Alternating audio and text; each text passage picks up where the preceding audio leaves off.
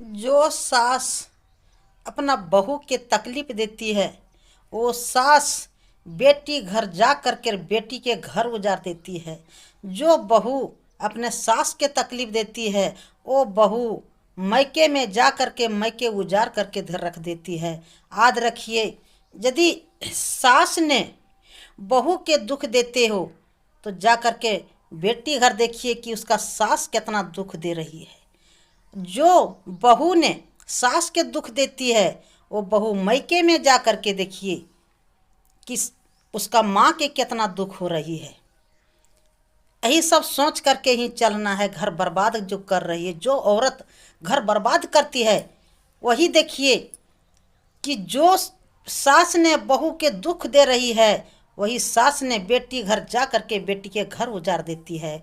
जो बहू ने अपना सास के दुख दे रही है, वो बेटी ने मैके में जा करके और अपना भाभी के दुख दे दे करके और अपना मैके उजाड़ देती है। याद रखिए, जिस घर में ये राय है, उस घर कभी बढ़ितरा नहीं होगा।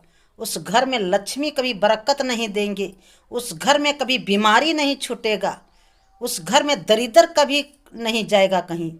उस घर में लक्ष्मी कभी नहीं आएगी। याद रखिए, अब से अब भी सुधर जाओ कि किसी का बेटी भी सताना नहीं है। और आज आप भी याद रखिए कि माता पिता सास ससुर को भी सताना नहीं है। दोनों में सुधरने की कोशिश करिए। अब सुधरते हो नहीं और कहते हो हर जगह पर कि दुख है, तकलीफ है। भाई, विश्वास करिए, जिस समय बहू रसोई बनाती है, घर की काम करती है, तो सास के विश्वास नहीं है।